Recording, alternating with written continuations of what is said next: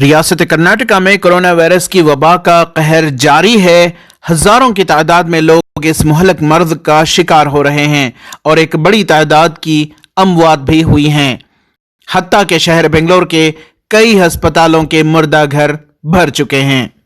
इन हालात में रियासती वजीर बराए सेहत श्री रामुलु ने अपने एक बयान में कहा कि कोरोना वायरस से सिर्फ ऊपर वाला ही हमें बचा सकता है। श्री रामुलु के इस बयान पर सख्त तनकीद करते हुए कर्नाटका की नुमाइंदगी कर रहे राज्यसभा के रुकन डॉक्टर नासिर हुसैन ने कहा कि बीजेपी के ज़ेर इक़्तिदार मरकजी व रियासती दोनों हुकूमतें कोविड को काबू पाने में पूरी तरह नाकाम हो चुकी हैं। लिहाजा समाजी तंजीमें आगे आएं और इस काम का बेड़ा उठाएं। कर्नाटका रियासत के एक मिनिस्टर कल कहते हैं कि जो है अब ये सारा जो कोविड क्राइसिस जो है ये भगवान के हाथ में छोड़ देना चाहिए। सरकार ने यहाँ की आवाम को एक भरोसा दिलाने का काम अभी तक किया नहीं है। इस स्टेटमेंट से एकदम साफ दर्ज आता है कि सरकार की क्या हालत है।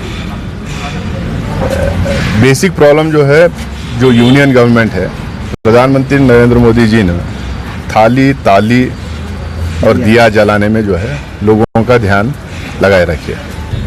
इसमें सरकार चाहे केंद्र सतह पर हो चाहे हमारे रियासत के सतह पे हो, पूरी तरह से सरकारें फेल हो चुकी हैं।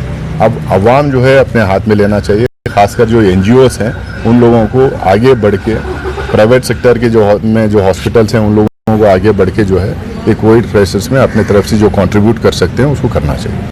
इस सिलसिले में कर्नाटका कांग्रेस के वर्किंग प्रेसिडेंट सलीम अहमद ने वजीर बराए सेहत श्री रामुलु के बयान की तनकीद कर हुकूमत की कारगुजारी पर सवाल उठाया और मज़कूरा वजीर और सारे कैबिनेट के इस्तीफा का मुतालबा किया। गवर्नमेंट अगर इस तरह की स्टेटमेंट करती है कि ऊपर वाले के भरोसे कोरोना जाएगा, तो बिल्कुल ये लोग गवर्नमेंट रन करने के लिए मतलब बिल्कुल इनको इस्तीफा देना चाहिए। अगर इस तरह का स्टेटमेंट एक हेल्थ मिनिस्टर करता है देवरे कापाड़बे को, तो इन लोगों का काम क्या है फिर? अब there in the power, there are ministers, if they can't understand how to control, अगर उनके पास ताकत नहीं है तो as a minister is totally failure.